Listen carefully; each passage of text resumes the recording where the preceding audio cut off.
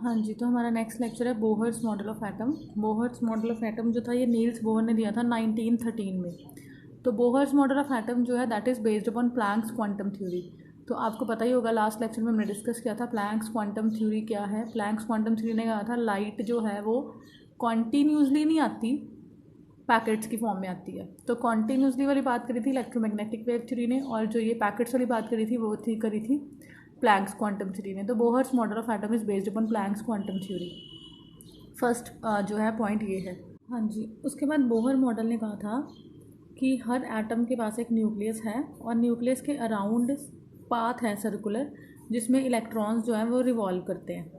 ठीक है, जो एटम के अंदर है एक न्यूक्लियस है और इलेक्ट्रॉन्स रिवॉल्व करते हैं इन सर्कुलर पाथ, जिनको हम ऑर्बिट्स कहते हैं। तो ये ऑर्बिट्स को आप कैसे समझोगे, जैसे कोई रूम है तो उसकी बाउंड्री है, तो अगर कोई चीज़ सिर्फ बाउंड्री पे है that mean orbit, fixed path है। जो जैसे ही मैंने दिखाया यहाँ पे ये एटम है, ये इसका न्यूक्लियस है, न्यूक्लियस में पॉजिटिव पार्ट है, तो उसके अराउंड ये सर्कुलर जो इसके हैं ऑर्बिट्स हैं, सर्कुलर पाथ जो है वो ऑर्बिट है, इनमें इलेक्ट्रॉन्स जो है रिवॉल्व करते हैं। अब ये जो सर्कुलर पाथ है इनके ऑर्बिट है, ये फर्स्ट है, ये सेकंड है, ये थर्ड है, फोर्थ है, तो इसको हम KLMN भी बोल सकते हैं। ये N जो है इसकी वैल्यू 1 है, इसकी वैल्यू 2 है, इसकी वैल्यू 3 है, इसकी वैल्यू 4 है।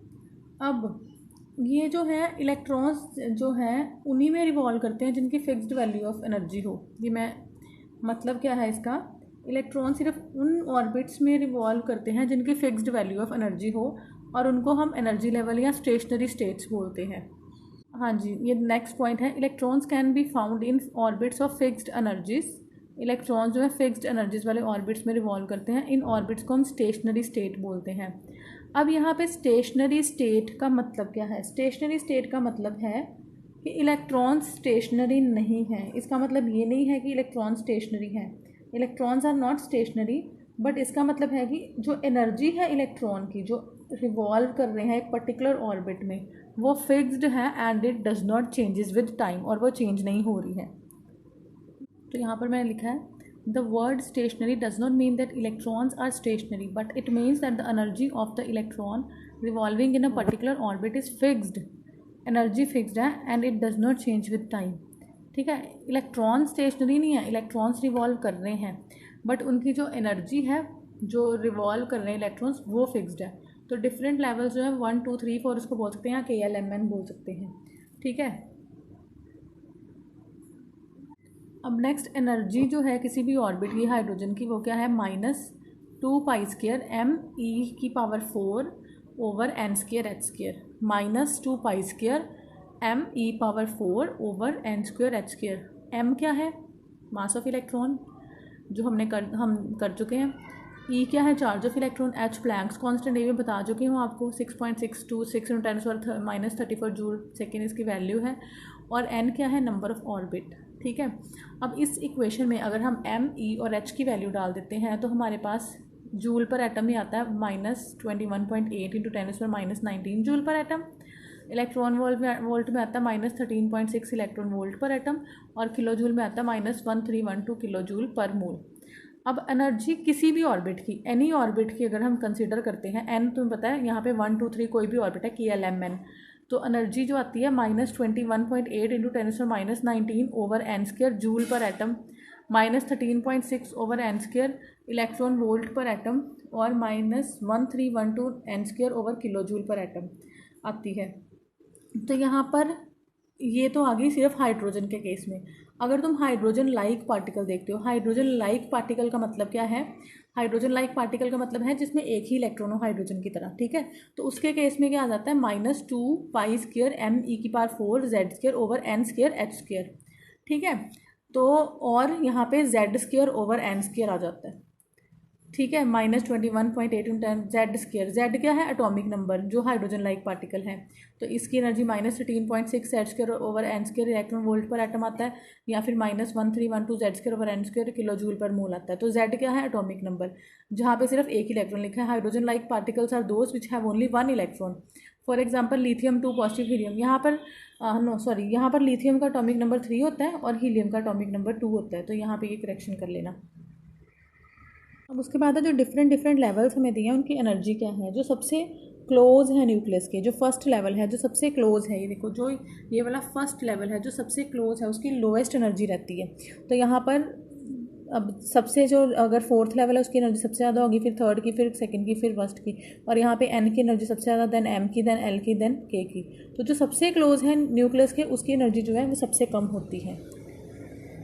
हाँ जी, अब यहाँ पर देखो जब हम इसमें एनर्जी की वैल्यू फिल करते हैं -13 ओवर, अगर हम n1 लेते हैं तो 1² इक्वल्स टू -13 किलो जूल। अगर n2 है तो उस फिर एनर्जी, अगर n3 है फिर एनर्जी, n4 है फिर एनर्जी, n5 है तो फिर एनर्जी। देखो अब यहाँ पे एनर्जी जो है सबसे फर्स्ट लेवल की सबसे कम है, माइनस है ना, तो -13 तो सबसे कम है, ठीक है। और फाइनल आपको ये वाला एक्सप्रेशन जो याद रखना है, -1312 Z² over n² kilo joule पर मोल। Z क्या है? एटॉमिक नंबर, और n क्या है? जिस लेवल की, जिस शेल की आप बात कर रहे हो। अब नेक्स्ट आपको पता है इलेक्ट्रॉन्स जो है वो रिवॉल्व करते हैं ऑर्बिट्स ऑफ फिक्स्ड एनर्जी में रिवॉल्व करते हैं। तो एनर्जी जो इलेक्ट्रॉन की वो क्वांटाइज्ड है। क्वांटाइज्ड मतलब पैकेट्स की फॉर्म में, और फिक्स्ड वैल्यू है, मतलब एनर्जी जो है इलेक्ट्रॉन की क्या है, is equals to energy of orbit जिसमें ये रिवॉल्व कर रहा है, ठीक है जी। अब एटॉमिक रेडियाई हमने निकालना है किसी भी ऑर्बिट का, of any orbit of hydrogen, तो R n equals to A0 n² आता है हाइड्रोजन के केस में। तो A0 क्या है? Atomic radii of first orbit of hydrogen, जो कि होता है 52.9 पिकोमीटर। के पहले डायरेक्ट भी क्वेश्चन आ जाता है एटॉमिक रेडियाई में से। तो एटॉमिक रेडियाई किसी भी ऑर्बिट का हाइड्रोजन लाइक पार्टिकल का आ जाएगा same A0 n² over Z क्या है जहाँ पर? एटॉमिक नंबर, ठीक है जी। तो radii first orbit of hydrogen क्या आता है? बोहर रेडियस बोलते हैं इसको, 52.9 पिकोमीटर, ठीक है। अब नेक्स्ट है वेलोसिटी। तो वेलोसिटी क्या होती है? Velocity of electron in any orbit of hydrogen Vn equals to V0/n। V0 क्या है? Velocity of electron in first orbit of hydrogen which is 2.188 × 10⁸ centimetre per second. तो velocity of any orbit of hydrogen like particle Vn equals to V0 Z over n आ जाएगा। Z क्या है आपको पता है? Atomic number. तो V0 क्या है? Velocity of first orbit of hydrogen, जो कि आपको मैंने बता दी, ये वाली। Z की वैल्यू डालो और n की वैल्यू डालो तो आपके पास velocity any orbit of hydrogen की आ जाएगी। हाँ जी, अब आपको पता है कि इलेक्ट्रॉन जो है रिवॉल्व करता है सिर्फ उन ऑर्बिट्स में जहाँ पे फिक्स्ड वैल्यू ऑफ एनर्जी होती है। तो मतलब इलेक्ट्रॉन जो है एटम में, उसकी कुछ सर्टन डेफिनेट वैल्यूज़ हैं एनर्जी की, और अपनी कोई अपनी वैल्यू नहीं है। इसका मतलब कि एनर्जी जो है इलेक्ट्रॉन की वो क्या है? क्वांटाइज्ड है, ठीक है। एनर्जी इलेक्ट्रॉन की क्वांटाइज्ड है। जैसे उसकी एनर्जी क्वांटाइज्ड है, वैसे एंगुलर मोमेंटम की भी डेफिनेट और डिस्क्रीट वैल्यू है अपनी, ठीक है। एंगुलर मोमेंटम की वैल्यू भी अपनी डेफिनेट है, और एंगुलर मोमेंटम भी क्वांटाइज्ड है, तो उसकी भी अपनी एक वैल्यू है, और सॉरी उसकी भी अपनी कोई वैल्यू नहीं है, ठीक है, क्वांटाइज्ड वैल्यू है। तो जो वैल्यू है वो है mvr is equals to NH/2π। m क्या है? मास ऑफ इलेक्ट्रॉन, v क्या है? वेलोसिटी ऑफ इलेक्ट्रॉन, r क्या है? रेडियस ऑफ ऑर्बिट जिसमें इलेक्ट्रॉन रिवॉल्व कर रहा है, mvr क्या है? एंगुलर मोमेंटम, ठीक है जी। नेक्स्ट पॉइंट ये उसके बाद है, नेक्स्ट पॉइंट है electrons in normal state occupy orbit of lowest energy. जब वो नॉर्मल स्टेट में है, लोवेस्ट एनर्जी स्टेट में है, रिवॉल्व कर रहे हैं अपने रिस्पेक्टिव ऑर्बिट में, और एनर्जी जो है वो लूज़ नहीं कर रहे हैं, ठीक है। एनर्जी को लूज़ नहीं कर रहे हैं, क्योंकि एनर्जी जो है ना तो हम एनर्जी का neither be lost nor gain continuously. तो इस स्टेट को हम क्या बोलते हैं? नॉर्मल और ग्राउंड स्टेट, ठीक है। अब ये मैंने बता दिया, जो इलेक्ट्रॉन है वो एनर्जी लूज़ भी नहीं कर सकते, गेन भी नहीं कर सकते जब वो सेम ऑर्बिट में रिवॉल्व कर रहे हैं। तो एनर्जी जो इलेक्ट्रॉन की वो कांस्टेंट रहेगी जब वो एक ऑर्बिट में घूम रहे हैं। एनर्जी इलेक्ट्रॉन की कब लॉस्ट होएगी, एमिट होएगी? जब वो when it jumps from orbit of higher energy to orbit of lower energy. जब वो हायर से ऊपर से नीचे आएंगे तो एनर्जी लूज़ करेंगे, नीचे से ऊपर से आएंगे एनर्जी गेन करेंगे, ठीक है। अब ये रीज़न है एमिशन स्पेक्ट्रम ऑफ एलिमेंट्स का, जो कि हमने अभी डिस्कस करना है, ठीक है। नेक्स्ट देखो, यहाँ पे ये हायर एनर्जी ऑर्बिट है, ये लोअर एनर्जी ऑर्बिट है। तो यहाँ से एनर्जी यहाँ जंप करते हैं तो एनर्जी जो है एमिट करते हैं, ठीक है जी। उसके बाद है the electron gains energy when it, और एनर्जी गेन कब करते हैं? जब वो जंप करते हैं orbit of lower energy to orbit of higher energy. जब वो गेन करते हैं एनर्जी, सब कब गेन करते हैं? जब वो लोअर ऑर्बिट से हायर में जंप करते हैं तो एनर्जी गेन करते हैं। तो ये रीज़न है एब्जॉर्प्शन स्पेक्ट्रम के लिए। और जब वो लूज़ कब करते हैं? जब वो जंप करते हैं from orbits of higher energy to orbits of lower energy. तो ये रीज़न है एमिशन स्पेक्ट्रम के लिए। नेक्स्ट टॉपिक हमारा एब्जॉर्प्शन और एमिशन स्पेक्ट्रम ही रहेगा। अब जब वो एनर्जी एमिट करते हैं या एब्जॉर्ब करते हैं इलेक्ट्रॉन की जंपिंग करने से, तो वो delta E, change in energy क्या है? E2 - E1। ये E2 क्या है? Energy of higher orbit, E1 क्या है? Energy of lower orbit. तो ये डेल्टा ई जो है ये इसके बराबर है एच न्यू के बराबर है, that delta E is equals to h nu. Nu आपको पता है फ्रीक्वेंसी होती है।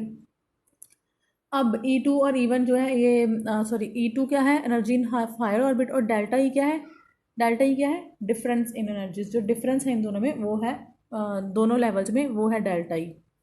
जी, तो यहाँ पर आप जो हो ये वैल्यू जो है न्यू की वो एच सी अपॉन लेमडा भी डाल सकते हो। Delta is equals to h nu, h c upon lambda, ये आपको पता है न्यू की वैल्यू होती है। अब नेक्स्ट पॉइंट है, जब इलेक्ट्रॉन जंप करता है एक ऑर्बिट से दूसरे लेवल में, तो वो सडन चेंज है, कॉन्टिन्यूसली तो नहीं कर रहा ना, वो एक सडन चेंज, हम एक स्टेट से दूसरी स्टेट में जंप करते हैं तो वो कॉन्टिन्यूस चेंज है। इसका मतलब है कि एक जो बोहर्स मॉडल ऑफ एटम है that is based on Planck's quantum theory only.